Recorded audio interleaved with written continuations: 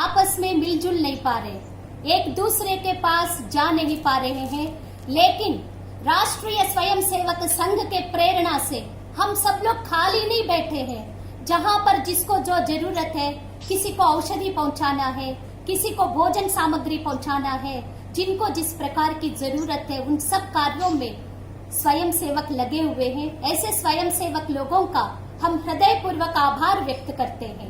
निरंतर हम लोग काम करते रहे, कभी हम लोग आलस न करें और कोई भी काम जब हाथ में आता है उसको अच्छे से अच्छे ढंग से हम लोग प्रस्तुत करने की जो प्रेरणा हम लोगों को अपने राष्ट्रीय स्वयंसेवक संघ से मिलता है, उसको हम लोग आगे बढ़ाते रहे।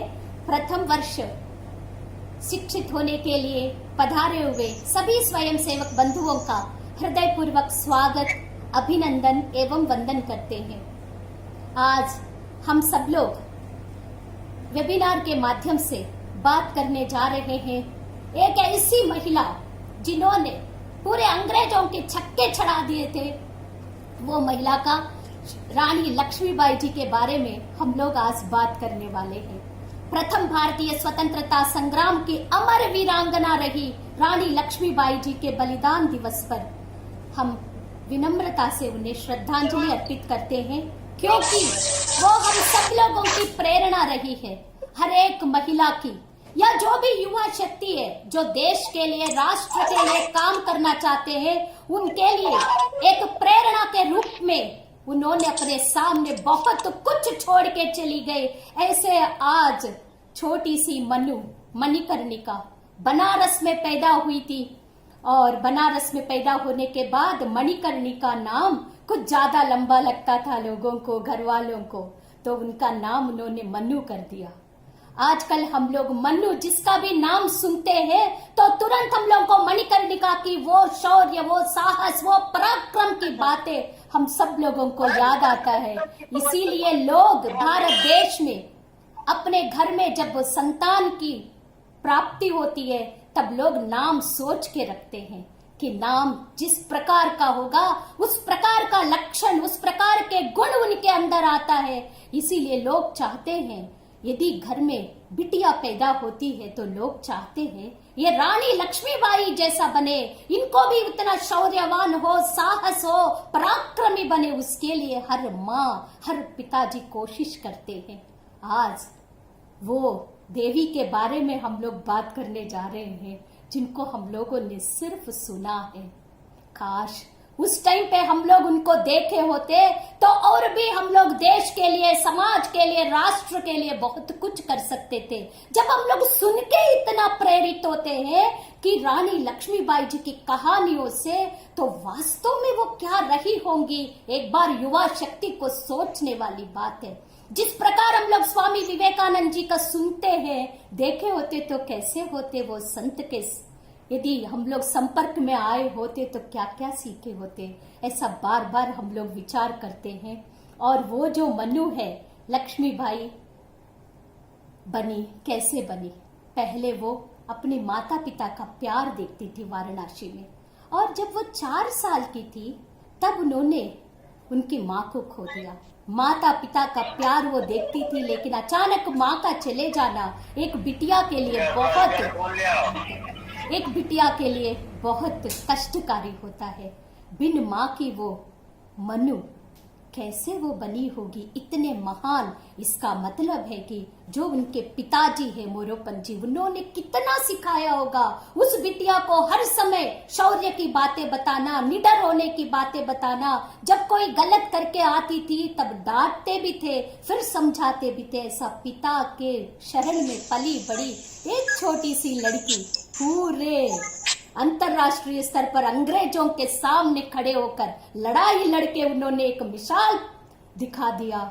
वो मनु, उनको लोग अलग अलग नाम से पुकारते थे। हम लोग जन्म लेते हैं, नामकरण संस्कार हो जाता है, एक नाम माता पिता अपने बड़ों के बीच में दे देते हैं नामकरण में। जीवन भर हम लोग उसी नाम के साथ अपना जीवन यापन करते और चले जाते। लेकिन महापुरुषों को लोग अलग अलग प्रकार की नाम देते हैं, तो उसी प्रकार वो मणिकर्णिका मनु बनी।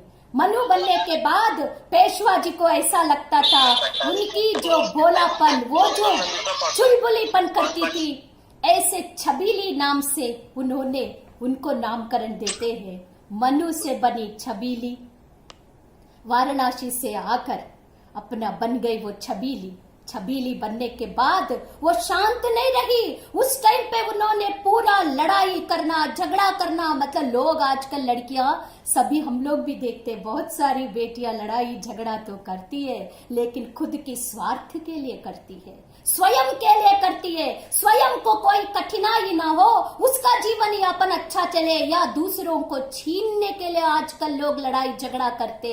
लेकिन मनु, वो छबीली, वो मणिकर्णिका, अपने लिए उसने पूरा विद्या नहीं सीखी।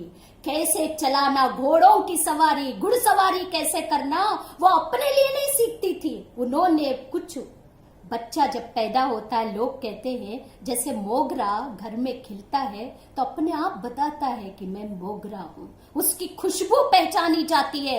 ऐसे ही जब बच्चों का जन्म होता है तो जन्म के समय ही समझ में आता है कि ये किस रास्ते पे निकल पड़ने वाली है। वो 4 साल की मनु जब बिट्ठू आ जाती है, फिर वो जब नाना साहब के साथ मिलकर जब सीखती है वो तलवारबाजी, सब कुछ चलाना सीखती है, तब वो उनके मन में आता है हमको भी बहुत बड़ा एक बनना है। हाथी जाते हुए देखती है वो छोटी सी बच्ची, वो कहती है मुझे भी हाथी पे बैठना है। इसीलिए आप सब स्वयंसेवक बंधुओं से, अधिकारी गण से मैं निवेदन करती हूँ, यदि अपने घर की बेटी, अपने घर के बच्चे कुछ इच्छाएं रखते हैं, उन इच्छाओं को हम लोग समाप्त ना करें। पता नहीं वो लोग आगे कौन से कलाम साहब बनने वाले हैं, कौन से वो लोग स्वामी विवेकानंद जी के पथ चिन्हों पे चलने वाले होंगे, परम पूजनीय डॉक्टर साहब के पद चिन्हों पे और अपने गुरु जी के पद चिन्हों पे चलने वाले हो सकते। इसीलिए हम निवेदन करना चाहते हैं, प्रथम शिक्षा वर्ग में पहुंचे हुए स्वयंसेवक बंधु, आपकी बहन, आपकी छोटी जो बहन होती है, घर पे बड़ी बहन होती है, यदि कुछ इच्छा जताती है तो आप लोग कृपया उसको मना मत करिए। यदि हम लोग उस टाइम पे उस चीज को उपलब्ध नहीं करा पाते हैं तो आप कहिएगा इसको व्यवस्था करेंगे, या अपने असली स्थिति बताइएगा। आज हम लोग इस स्थिति में नहीं है, आज आपको हम ये दे नहीं सकते, लेकिन आगे हम कोशिश करेंगे। तब वो बिटिया आगे बढ़ती है, फिर कभी उसके अंदर लालच नहीं आता, किसी का छीनने का मन नहीं आता, वो हर समय अच्छा करने का सोचती रहती है। तब वो मनु ने बोला हमें हाथी पे बैठना है, तो उनके पिताजी और नाना साहब हंस के बोलते हैं अरे तुम कैसे हाथी में बैठोगे। उनके पिताजी निराश होके थोड़ा कहते, क्योंकि वैसे भी वो बेटी थी, पाले तो बहुत अच्छे थे, लेकिन माँ नहीं थी ना, तो डरते थे। माँ के बगैर बच्चों का पालना मुश्किल होता है, वो जानते थे मोरोपंत जी। तो उन्होंने कहा कि नहीं मनु, तुम्हारे भाग्य में एक हाथी नहीं है बेटा। तब मनु कहती अरे कौन कहता है कि मेरे भाग्य में एक हाथी नहीं है, अरे आप देखते रहिएगा मेरे पास सैकड़ों सैकड़ों हाथी होंगे। तो ये होती थी मनु, इस तरह की विचारधारा, निडर होके काम करना, किसी का मतलब कोई गलत कर रहा है उसका सहन नहीं करती थी। वो छोटी सी लड़की आजकल हम देखते हैं अपने भारत देश में भी और बाहर भी भगवान की दया से, भारत रत्न नानाजी देशमुख जी के आशीर्वाद से हमको विदेशों में भी जाने को मौका मिला। तो हम देखते थे 10 साल की बच्ची, 4 साल की बच्चियां, 14 साल की बच्चियां, वो किस किस में व्यस्त रहती है। वो सब आज की जो सोशल मीडिया कहिए या जो भी जिस तरह का इंटरनेट आ गया है, उसमें हर समय व्यस्त आजकल लड़कियां रह रही। लेकिन आप सोचिए वो मनु इतनी छोटी सी थी, उसकी सहेलियां कौन थी? उनकी सहेलियां सोशल मीडिया का फेसबुक, टिकटॉक और ये सब नहीं था, ट्विटर नहीं था उनका और व्हाट्सएप नहीं था। वो अपनी पूरी सहेलियां बनाई थी, कृपाण उसकी सहेली थी। सोचिए आप इस तरह का, इसीलिए मिसाल पेश करी वो अनोखी थी। वो छोटी सी मनु फिर उस समय पर ये सब विद्या सीखते हुए एक दिन उनके पिताजी को लगा अब मेरे ऊपर मेरी बिटिया का भार है। हर माता पिता को लगता है जब बेटी पैदा होती है, क्योंकि बेटी दूसरों की अमानत है, ये मानना पड़ेगा। आज एक बेटी यदि 2 बेटियां मेरे घर में है, हम ये सोचते हैं कुछ दिन मेरे पास है, मैं इनको इतना सिखाऊं, हमारे परिवार वाले हमारे दोनों बेटियों को इतना कुछ सिखाए ताकि ये दूसरों के घर अपने ससुराल जाएंगी तो वहां पे भी समाज के लिए काम करे, राष्ट्र के लिए काम करे, परिवार के लिए काम करे।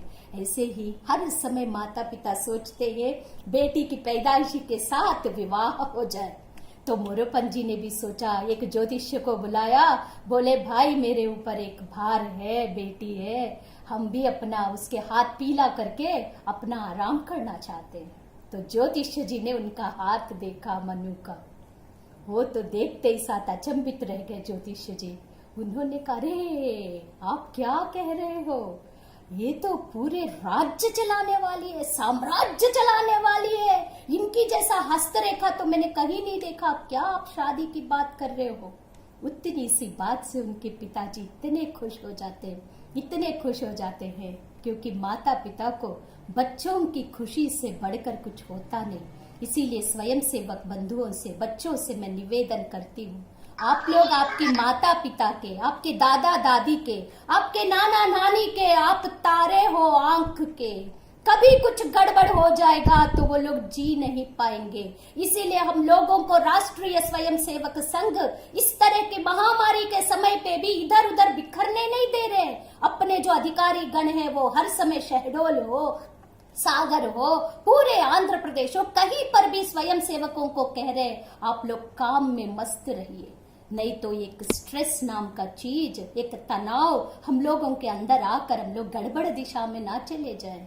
इसीलिए स्वयं सेवकों से मैं निवेदन करती हूँ, इस तरह के महापुरुषों की जयंतियां या उनके जो जाने का दिन हम लोग इसीलिए मनाते हैं ताकि उनके एक एक बात से हम लोग प्रेरणा पाकर अपने जीवन को हम लोग सुखमय, आनंदमय, खुशहाली का जीवन व्यतीत करते हुए राष्ट्रीय जीवन अपना सबसे अच्छा हो, सामाजिक जीवन सबसे अच्छा हो, इसके लिए हम लोग प्रयासरत हैं। आप सबसे मैं निवेदन करती हूँ, ऑनलाइन वेबिनार में हम लोग जुड़े हुए आप सब प्यारे स्वयं सेवकों का, कि आप लोग भी कभी गड़बड़ दिशा में ना जाइए। जो समय मिल रहा है नई नई चीजें सीखने का हम लोग प्रयास करें। यह वेबिनार अपने को आदत नहीं था, लेकिन ये कोरोना के समय पर हम सब लोगों ने वेबिनार्स कैसे कंडक्ट करना, गूगल मीटिंग्स कैसे कंडक्ट करना, कैसे हम लोग अपनी बात को राष्ट्र अंतर्राष्ट्रीय स्तर तक पहुंचाना, एक एक चीज हम लोग सीख रहे हैं।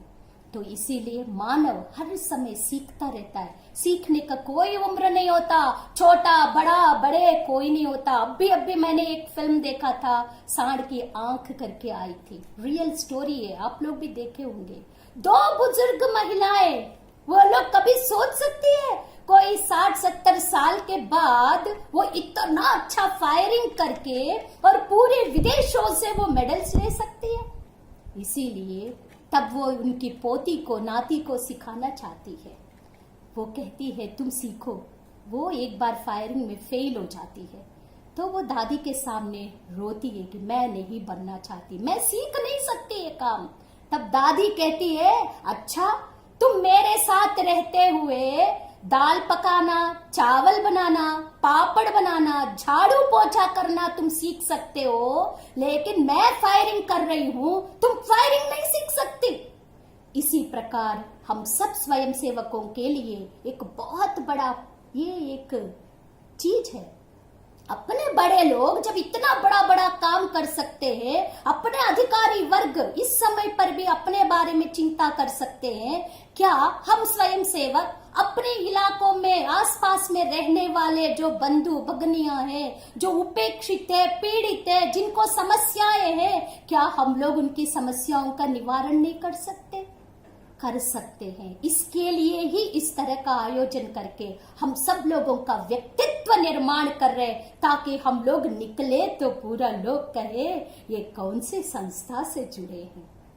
भारत रत्न नानाजी देशमुख जी की संस्था में जब हम लोग काम करते थे, अब हम लोग दिल्ली में रहते हैं, तब लोग कहते थे नाना जी ये कार्यकर्ताओं का निर्माण तुम कैसे करते हो बताओ, कहां से लाते हैं ये। इसीलिए हम लोग अपनी संस्था का गौरव बनना चाहिए। हम लोग अपनी संस्था को कितना ऊंचाइयों तक ले जा सकते हैं उतनी मेहनत करना चाहिए। इसीलिए मनु ने उस टाइम पर बिठूर में पेशवा जी के साथ रहते हुए वो चाहे तो गुलगुल गद्दे पे सोकर छोटी सी बच्ची अपना खेलते कूदते हुए समय काट सकती थी, लेकिन उन्होंने कहा मुझे भगवान ने ये मौका दिया है इतने बड़े दूसरे पेशवा जी के यहाँ बिठूर में रहने का, तो मैं सब नाना साहेब जो जो करते हैं, तात्या टोपे जी जो जो करते, मैं सब सीखूंगी। सब सीख ली। सब सीखने का क्या फायदा हुआ? ये फायदा हुआ उनके पिताजी ने ज्योतिष दिखाया, उनको साम्राज्य चलाने का बात, राज्य चलाने की बात चल रही थी।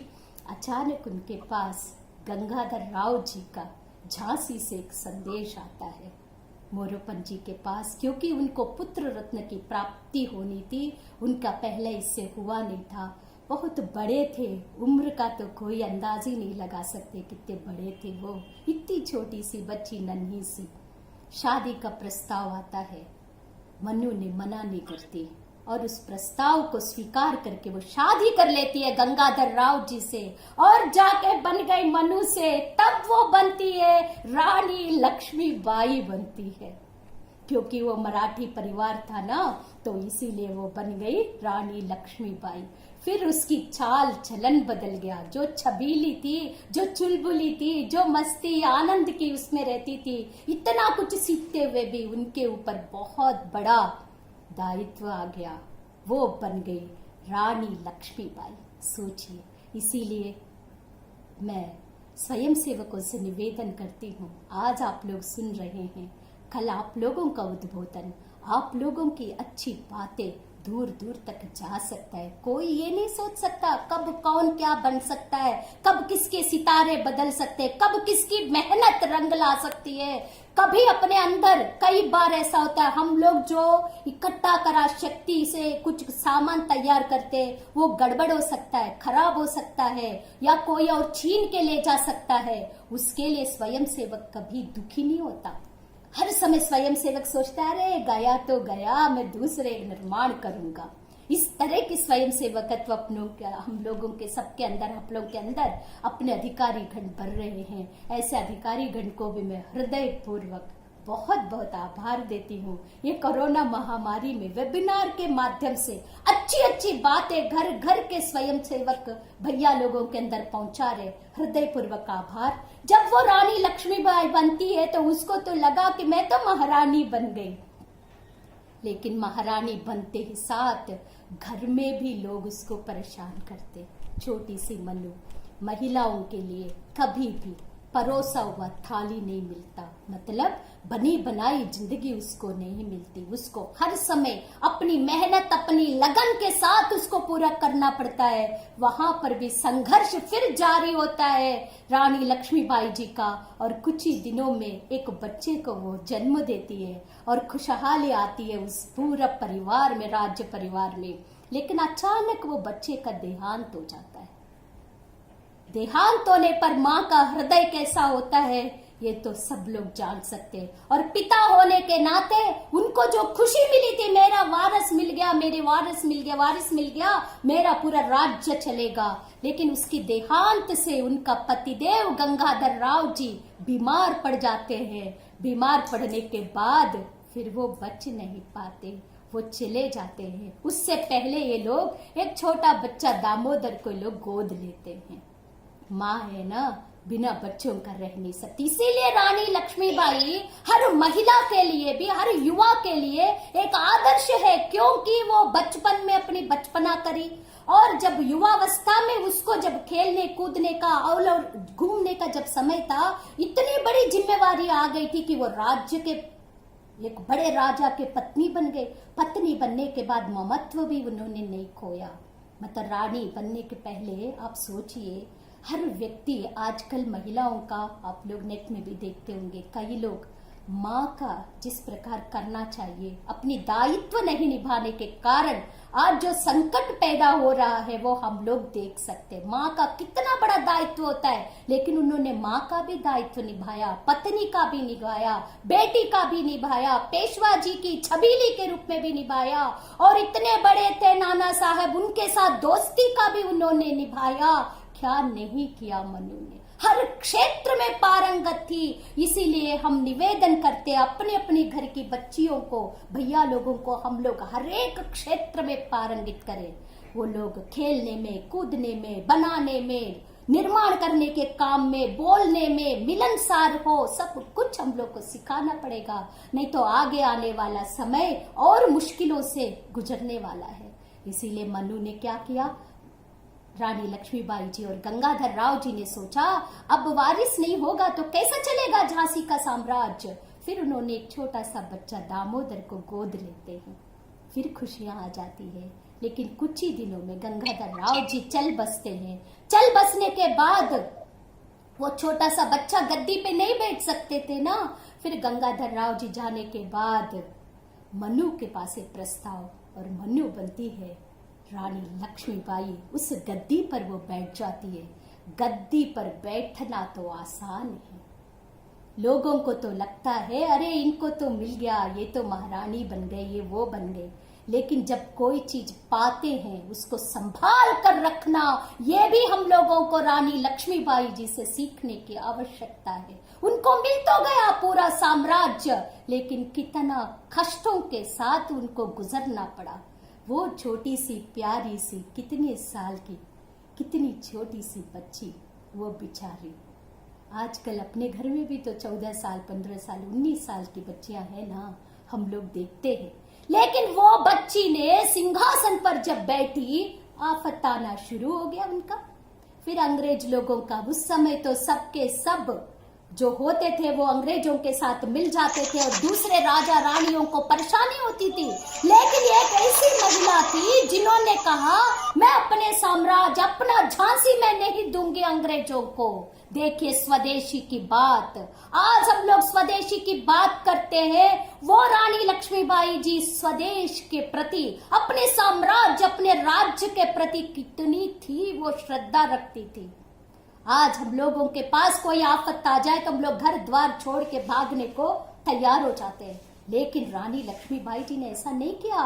वो चाहे तो अंग्रेजों के साथ हाथ मिला लेती तो उसका जीवन तो बहुत अच्छा चलना था, लेकिन उनको वो स्वीकार नहीं था, क्योंकि बचपन से जो उन्होंने सीखा, उन्होंने कहा मैं अपनी झांसी नहीं दूंगी। इतने 3 शब्दों से अंग्रेजों का पांव हिल गया, धरती हिल गई।